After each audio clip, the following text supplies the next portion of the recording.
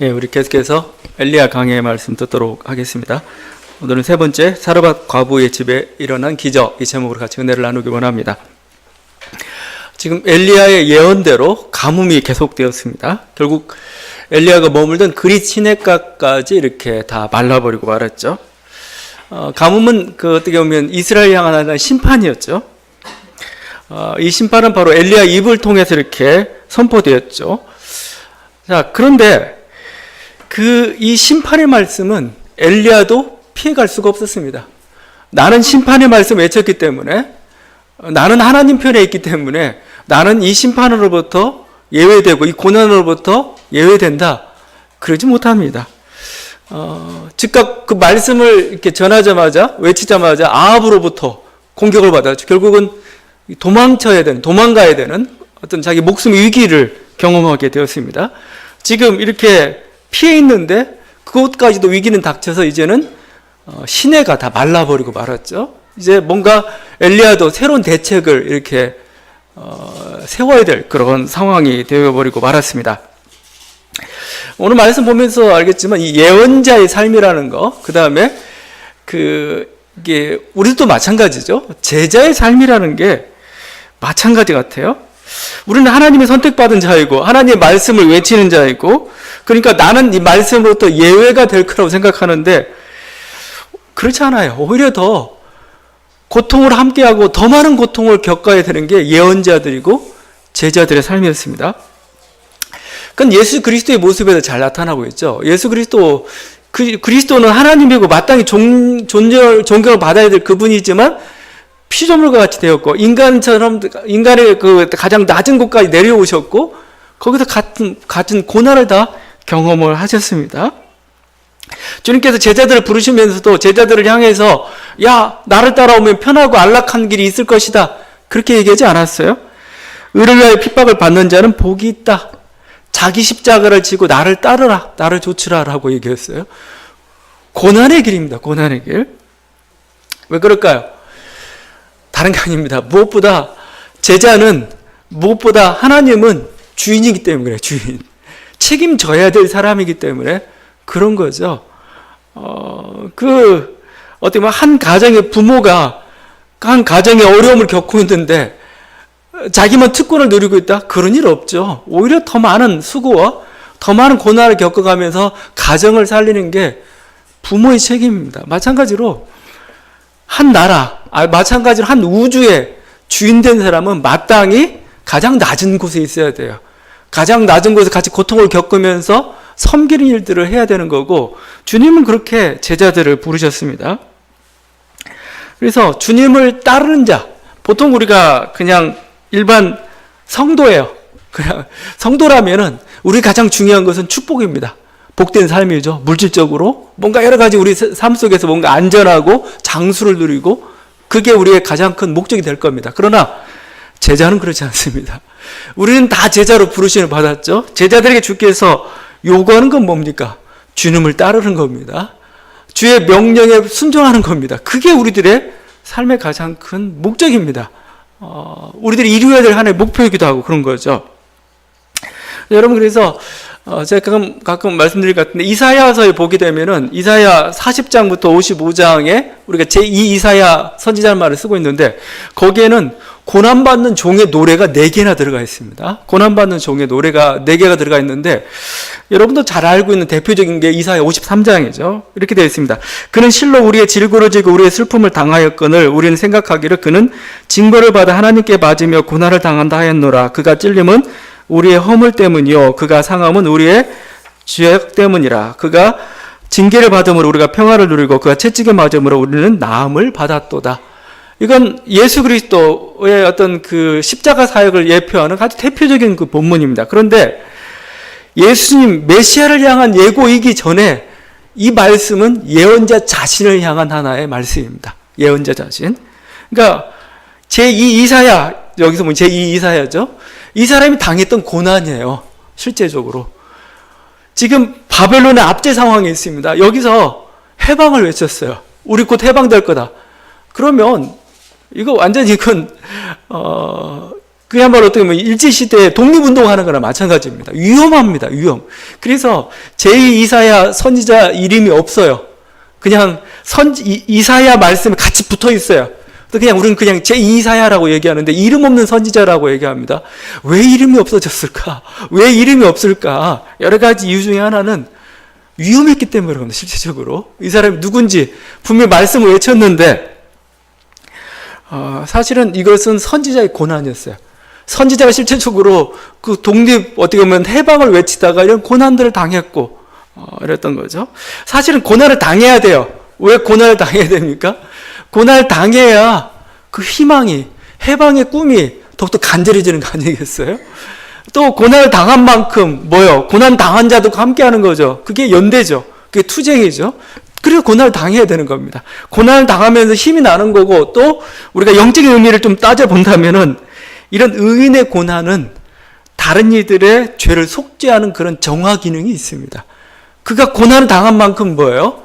그 민족이 지었던 죄에 대해서 속죄 효과가 있어요. 우리 뭐 도피성 얘기 같은 거 많이 하잖아요. 도피성은 살인자들이 그렇게 일부러 살인한 자들이 아니고 실수로 살인한 자들이 피해 있는 그곳입니다. 근데 그들의 죄가 탕감받는 때가 있어요.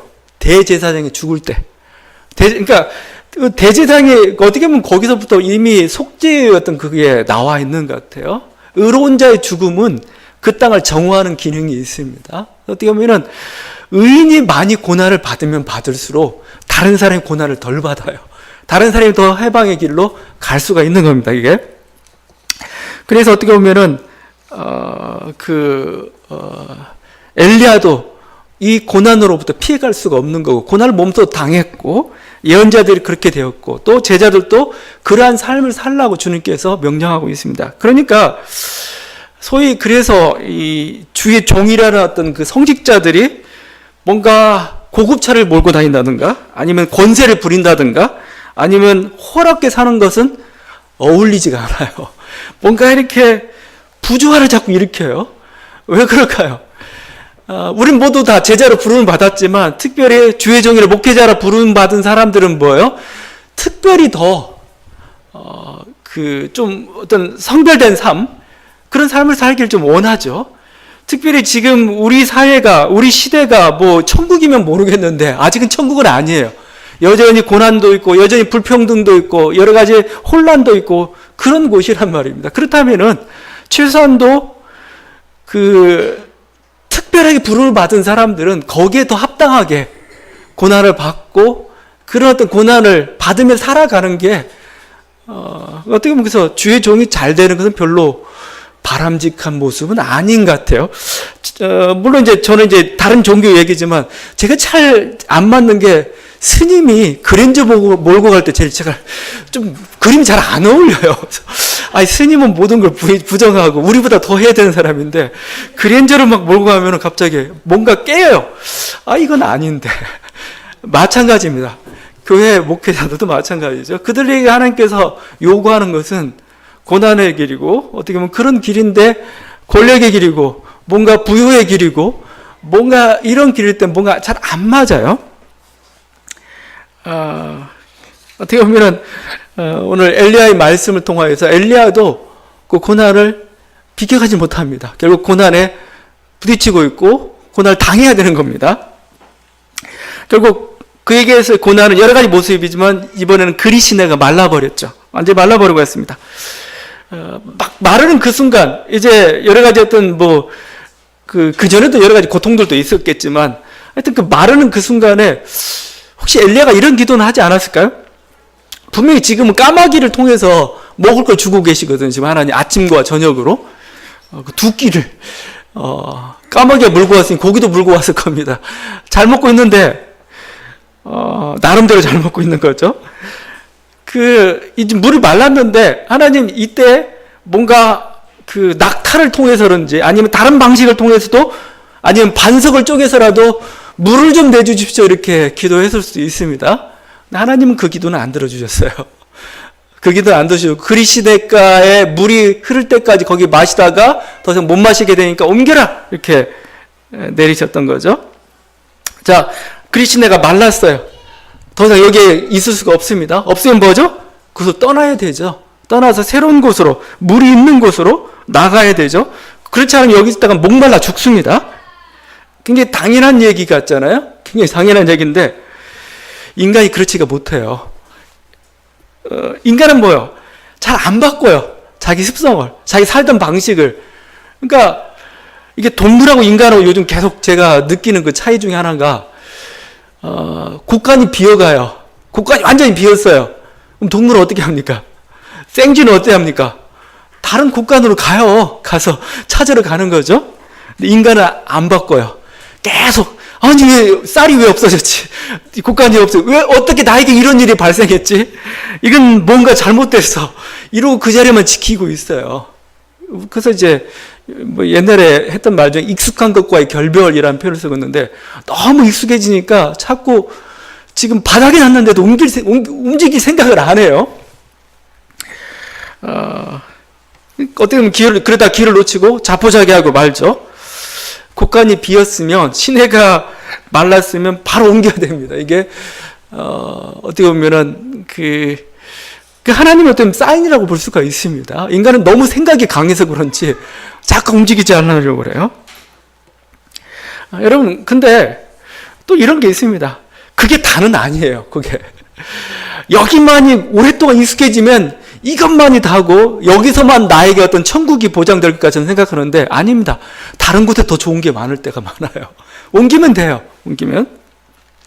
여러분이 삶을 살면서 그런 믿음이 생겼을 겁니다. 아니면 하나님과 같이 동행하면서 생긴 그 믿음이 있을 겁니다. 뭐냐면은 한쪽 문이 닫히면 다른 쪽 문이 열려 있어요. 한쪽 문이 닫혔다고 해서 왜 안 열리냐고 거기만 두들기고 있으면 소용이 없어요. 포기하고 다른 쪽 문을 두들겨 보면은, 다른 쪽 문을 찾다 보면은 분명히 있어요. 우린 뭐 그쪽으로 가는 거죠. 그렇게 가면 또 하나님께서 새로운 만남과 우리들에게 새로운 인생, 또 어떤 새로운 기회를 또 열어 가시는 겁니다. 지금 이것을 놓치면, 지금 여기서 이것을 이루지 않으면 난 죽을 것 같아요. 안 죽어요. 안 죽고 오히려 다른 곳에 여러분에게 더 새로운 기회가 열릴 수가 있는 겁니다. 그리 시내가에 있었으면 뭐 엘리야가 까마귀하고 대화하고 뭐 그 정도 동물하고 사귀고 그 정도로 지냈을 겁니다. 뭐 나중에 뭐 서커스나 하면서 뭐 이렇게 야 나 이런 능력 뭐 이렇게 할 수도 있겠지만 이건 뭐요? 이제는 뭐요? 사람을 만나러 가잖아요. 사르밧이라는 곳에 가서 한 과부와 또 그 아들들, 또 그를 통해서 하나의 또 새로운 어떤 하나님의 어떤 그 이끄심을 따라가지고 거기서 또 어떤 기회들을 만들어가고 있잖아요. 어떤 그 좋은 기회입니다. 그러니까 당장 지금 떠나는 게 슬프지만 힘들지만 정말 힘듭니다. 이건 뭐 그 거지가 자기 살던 곳 떠나라고도 힘들 거예요. 야 여기 그리 정들었는데 떠나는 게 힘들지만 떠나더라도 하나님께서 새로운 곳에서 새로운 기회를 주시고 있죠. 오늘 말씀 속에서 지금 그렇게 사르밧이라는 곳에 가서 지금 엘리야가 새로운 인연을 맺어가고 새로운 만남 또 하나님 뜻대로 이루어가는 모습들을 지금 보고 있습니다. 그래서 우리에게 놀라운 선물이 지금 기다리고 있었던 거죠. 엘리야에게. 그래서 엘리야는 그것을 떠나갑니다. 자, 가는데 그 또 엘리야의 불만거리가 하나가 있을 수가 있어요. 왜 하필 시돈이냐 이거예요. 왜 하필 시돈이냐 이거예요. 시돈 땅은 다른 것도 아닙니다. 바알 신앙의 근거지입니다. 바알 신앙의 근거지.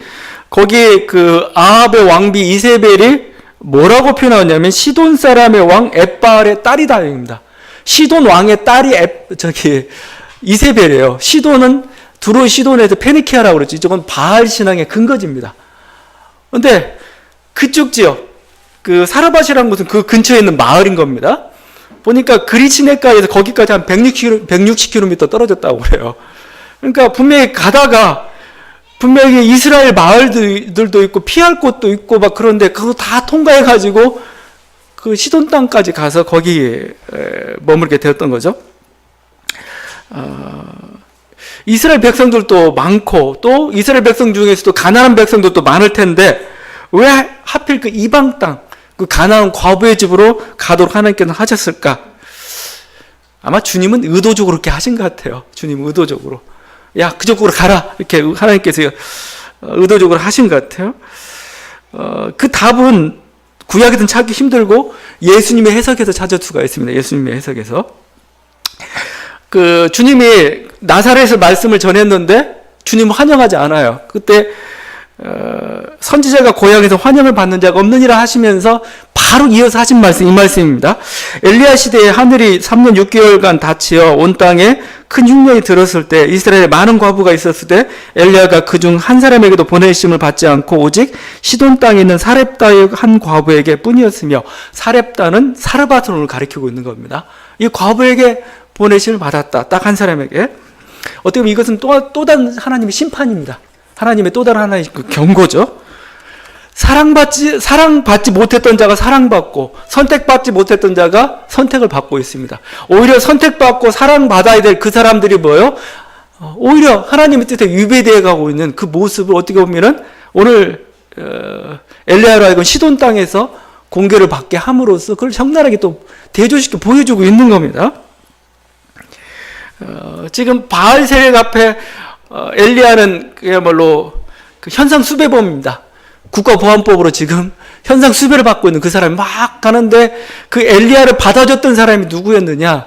이 사렙다의 과부, 사르밧 과부, 그였던 거죠. 그가 몇 년의 기간인지 모르겠는데 그를 숨겨준 겁니다, 실제. 그 위험한 행동입니다. 그를 숨겨주면서 했던 그것이죠. 코린템붐이라는 사람, 주는 나의 피난처 유명한 분 쓴 거 있죠. 그 사람 유태인이 아닌데도 불구하고 유택의 형무소들에 같이 끌려가서 고난을 겪고 자기 가족들 일부가 죽기도 하고 막 그랬습니다. 왜 그랬느냐? 유태인을 숨겨줬다고서 이렇게 된 거죠. 마찬가지죠. 지금 엘리야를 숨겨준다는 것은 이건 위험한 일입니다. 근데 그는 그 일을 하고 있죠. 그래서 어떻게 보면 이걸 통해서 하나님 메시지를 전해주고 있는 겁니다. 이스라엘 백성은 그를 보호해주지 못하고 보호하지 않고 오히려 저 이방 땅에 있는 한 여인이 그를 지금 보호해주고 있는 모습을 보여줌으로써 지금 이스라엘의 죄악을 고발하고 있는 겁니다. 나는 여기에 예외야? 그건 아니라는 겁니다. 이는 또 어떻게 보면 경고이기도 하죠, 경고. 이제는 이 이스라엘이 이 경고를 들었다면 이제는 이 경고는 교회가 들어야 됩니다, 교회. 왜냐하면 우리는 꼭 하나님을 우리 교회 하나님으로만 생각합니다. 자기만 하나님의 뜻을 순종하고 있다고 자꾸 생각을 해요. 그렇지 않습니다. 우리 하나님은 뭐예요? 교회 하나님이 아니고 모든 자의 하나님입니다. 우주 만물과 모든 사람의 하나님이에요. 우리 하나님 모든 사람을 다 사랑하세요. 우리 하나님은 외모로 사람을 평가하는 게 아니고 그 마음 중심을 보시고 평가하시는 분입니다. 중심을 보신다는 게 결국 뭘까요? 결국 그가 어떤 옷을 거치고 있든지, 그가 어떤 종교 형태랄지, 그걸 가지고 있든지 그것도 중요하겠지만, 그 이면에 있는 정말 그 삶의 삶을 보겠다는 거잖아요. 그 진실된 삶. 그들의 삶 속에서 얼마만큼의 하나님의 뜻을 순종하면서 살아가고 있는가죠. 하나님은 그들을 기억하시고 그들을 축복하시는 게 우리 하나님이다라고 지금 오히려 어떻게 보면 여벌한 듯이 그냥 이렇게, 얘는 이렇게 오히려 이방 땅 과부는 하나님의 종을 숨겨주면서 저들에게 먹을 걸 다 주고 있는데 니네는 뭐하냐 이거죠. 니네는 아주 비겁하게 이쪽 저쪽에 눈치 보면서 살고 있는 그 모습. 우리 그게 있죠. 요즘 영화 중에 일제시대 민족 해방 투쟁을 위한 그 영화들이 많이 나오는데, 그 영화 중에 요즘 조금씩 드러나기 시작한 게 우리 조선의 해방을 위해서 싸웠던 사람들이 다 조선이다 그랬던 건 아니죠. 오히려 더 친일했던 사람들도 많은 조선인도 있었던 반면에 일본인 중에서도 오히려 약소국가의 그 서름과 아픔과 함께 동참했던 그런 류의 영화들이 많이 등장합니다. 암살에서도 등장하고, 영화 박렬인가요? 거기서도 그런 모습들도 등장하기도 하고 있죠. 어떻게 보면은 사르밧 과부는 그런 모습으로 지금 등장하고 있습니다. 여러분, 그래서 우리가 교회 안에서만, 여러분 중요한 것은 어떻게 보면 하나님 말씀에 순종하는 게 더 중요한 겁니다. 우리들의 삶 속에서는. 내가 교회 안에 있다, 그러니까 내가 안전하고, 교회 밖에 있다, 그건 저들은 저주받고, 그건 아닌 것 같아요. 하나님께서는 중심을 보시고 누가 하나님 말씀에 순종하고 있는가, 그렇죠? 그들을 사랑하는 자의 모습으로 나타나고 있습니다. 어떻게 보면은 이건 사실일 뿐만 아니라 하나의 경고이기도 한, 이게 사르밧 과부 집으로 이렇게 하나님께서 몰아가셨던 거죠. 사르밧 과부는 굉장히 가난한 사람이었죠. 오늘 과부라는 표현이 항상 옛날 시대에는 정말 이렇게 가장 가난한 자의 대명사입니다. 객과 고아와 과부 이렇게 되어 있죠. 왜냐하면 자기의 어떤 삶의 터전, 또 어떤 삶의 이끌어갈 수 있는 노동력, 남성 중심의 가부장적 사회 속에서 남자가 없다는 것은 굉장히 힘든 삶을 살 수밖에 없는 그런 사람이죠. 그래서 사르밧 과부는 정말 가장 가난한 사람입니다. 지금 가장 가난한 모습이 이거죠. 지금 엘리야가 딱 만나러 갔는데 곡식가루 그 한 움큼 자기 있고 기름 조금 있는데 지금 난 나뭇가지를 구하러 왔다. 그래가지고 지금 뭐 나뭇가지로 해서 뭔가 떡을 해먹고 마지막 식사인 겁니다. 더 이상 아무것도 먹을 게 없는 겁니다. 이건 이제 에라 죽겠다. 지금 이런 모습으로 가장 가난한 자의 모습으로 이렇게 나와 있죠. 굉장히 절박한 상황입니다. 자, 그런데도 불구하고 엘리야는 뭐라고 하냐면은 그 떡을 먼저 자신을 위해서 내어놓으라고 합니다. 나를 위해서 먼저 만들라고 이렇게 요구를 해요. 지금 이 하나의 도전이죠. 위기죠. 지금 내가 먹어야 됩니다. 아니, 나는 못 먹더라도 내 아들을 먹여야 됩니다. 근데 갑자기 웬 뜬금없이 나그네가 나타나가지고 달라고 하니 이걸 줘야 될 건지 내 아들을 먹여야 될 건지 고민스러웠을 겁니다. 근데 그 전에 그게 있어요. 하나님이 엘리야를 사르밧으로 보낼 때 분명히 이렇게 얘기했습니다. 너는 일어나 시돈에 속한 사르밧으로 가서 거기 머물라. 내가 그곳 과부에게 명령하여 내게 음식을 주게 하였다라고 9절에 말을 했습니다. 그러면 뭐요? 사르밧 과부는 이 하나님 말씀 들은 겁니까? 뭐 꿈속에서는 뭐든 어떤 나그네가 이렇게 아주 약대 털옷을 입은 아주 거친 사내가 지나갈 텐데 그에게 이렇게 음식을 공개하라. 뭐 이렇게 그런 명령을 줬을까요? 근데 이 스토리 진행되는 과정을 보게 되면 전혀 그런 걸 모르고 있습니다, 지금. 이 사르밧 과부는 모르고 있어요. 하나님이 천사를 통해서 말씀했는지, 뭐 어쨌든 모르고 있습니다. 모르고 있는데 하여튼 그런 명령을 받은 겁니다. 명령을 받았다고 했는데 그게 지금 접수가 안 됐어요, 지금. 자기에게 접수가 안 된 그런 상황입니다. 어떻게 보면은 지금 이 명령은 이 사르밧 과부가 바로 이 하나님 말씀 앞에 엘리야를 공개하는 그 일에 순종하는 그 순간에 사실 성취가 되는 그런 거죠. 그러니까 하나님의 여러분 역사라는 게 이렇게 막 어느 순간 소리가 들려가지고 명확히 지시해가지고 이루어지는 건 아니에요. 굉장히 혼란스러운 가운데입니다. 혼란스러운데 나는 여러 가지 가능성 속에 있어요. 그런데도 불구하고 하나를 선택했습니다.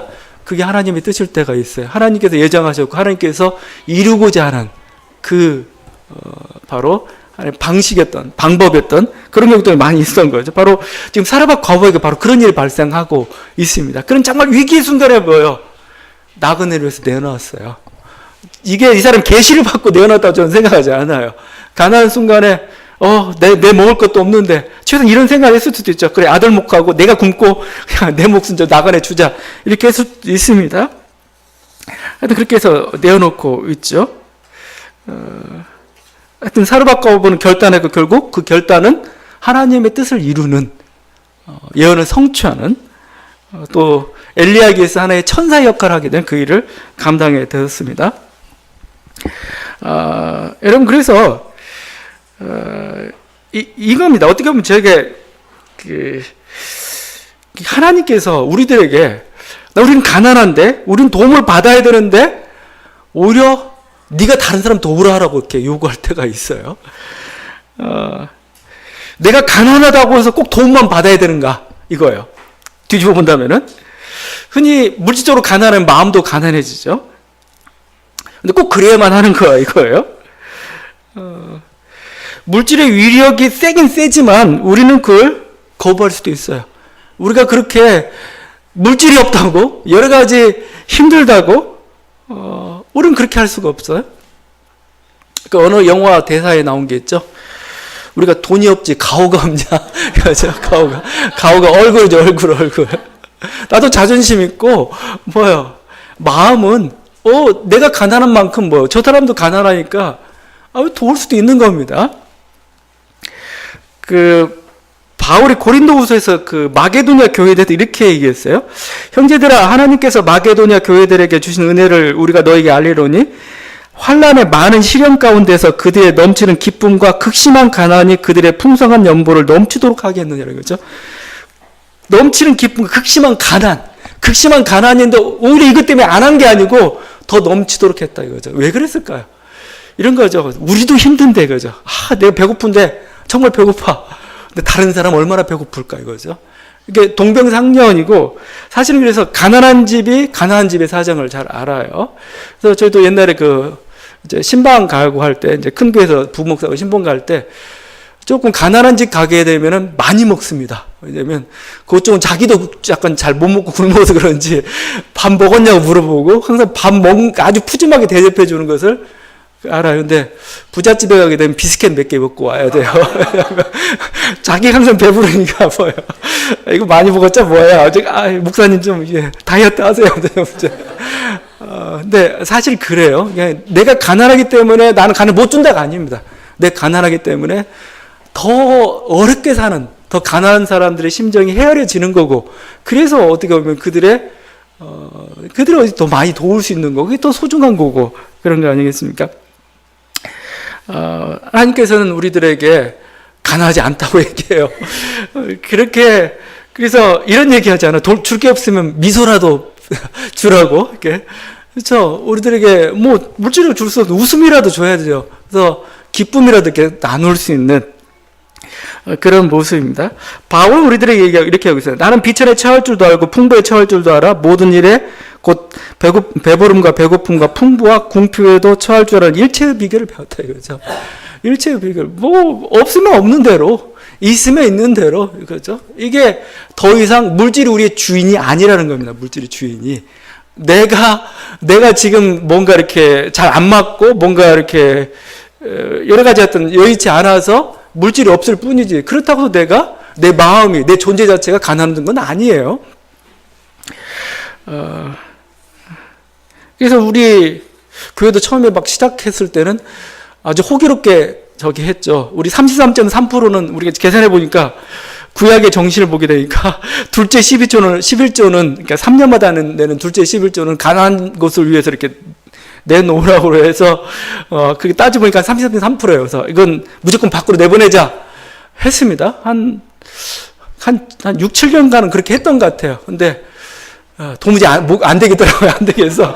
좀 줄이자 해가지고 줄였지만, 우리가 가난하다고 해서 우리 집이 작다고 해서 다른 데 안 돕고 우리 그냥 그러다간 평생 못 도와요.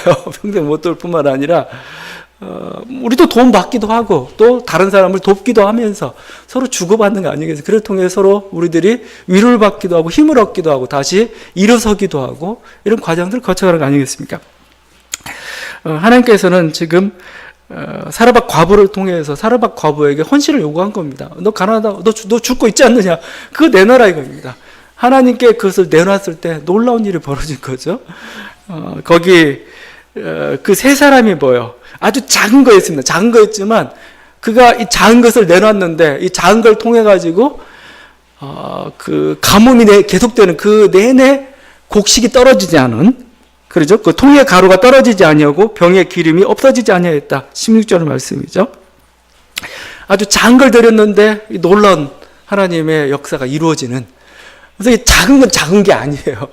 마치 작은 것은 그 마중물처럼, 마중물이라고 이제 마중물, 이렇게 수도 같은데 이렇게 깊은 우물 같은 게 수도관을 넣어놓고 그 물을 끌어들일 때, 옛날 같으면 작두 형태의 펌프를 할 때 물을 부어놓고 막 펌프질을 하죠.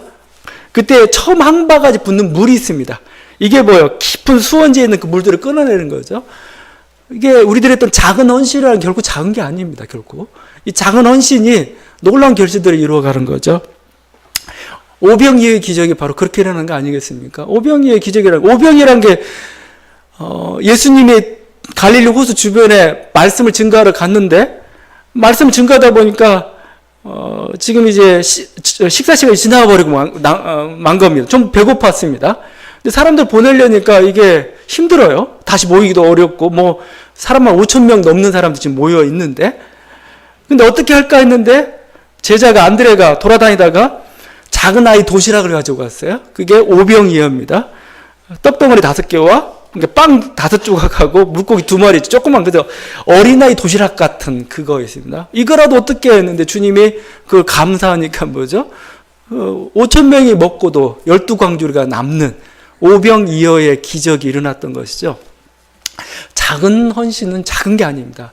우리 일생 동안에 하니까 어떻게 보면은 그걸 기쁘게 받아주세요.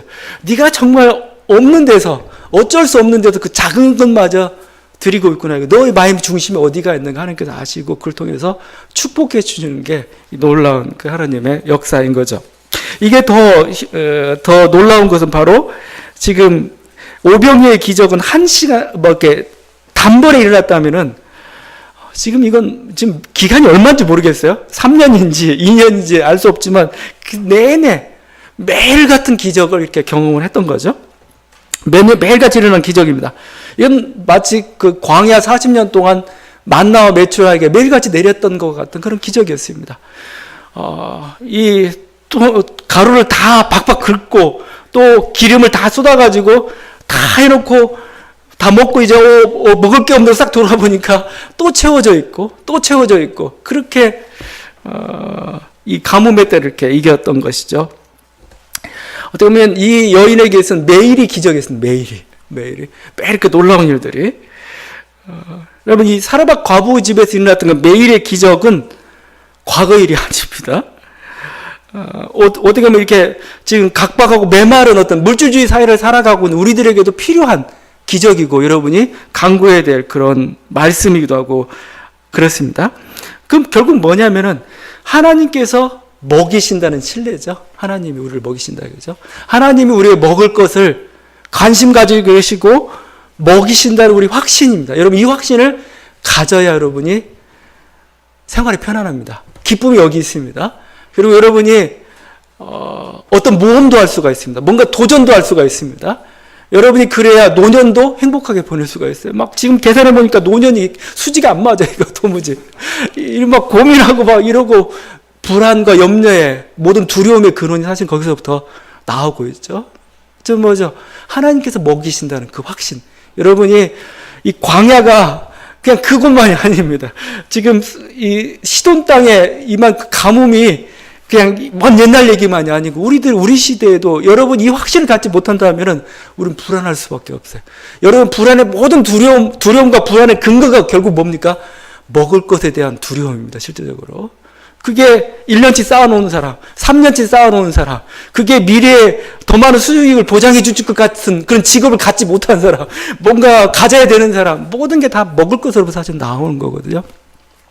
주님이 하셨던 말씀입니다. 공중의 새를 보라. 심지도 않고 거두지도 않고 창고에 모아 들이지도 아니하되 너희 하늘 아버지께서 기르시나니 너희는 이것들보다 귀하지 아니하냐. 오늘 있다가 내일 아궁에 던져지는 들풀도 하나님이 이렇게 입히시거든 하물며 너희일까 보냐. 그러므로 염려하여 이르기를 무엇을 먹을까 무엇을 마실까 무엇을 입을까 하지 말라. 이는 다 이방인들이 구하는 것이라 너희 하늘 아버지께서 이 모든 것이 너에게 있어야 할 줄을 아시느니라. 이게 그냥 2000년 전 뭐 농경사회에서만 필요한 게 아니고 지금 주님은 뭐요? 너에게 먹을 것, 마실 것, 입을 것 있어야 된다는 걸 알고 계시다는 겁니다. 하나님 저도 최소한 좀 괜찮은 파카 필요해요. 뭔가 괜찮은 잠바, 뭔가 입을 게 좀 필요하고 여러 가지 것도 필요하면 하나님께서 아신다는 겁니다. 하나님께서 주시겠지.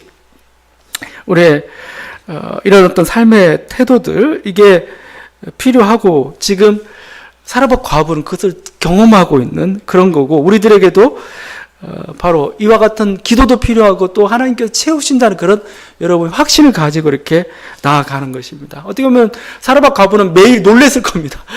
이런 기적이 근데 사르밧 과부가 이게 한 몇 개월 지났을 때도 놀랬을까요? 아니죠. 갑자기 어느 날 보니까 좀 모자라는데? 불만의 표출할 수도 있습니다. 저는 이만큼 쳤는데 이만큼이야. 우리는 삶의 모습입니다.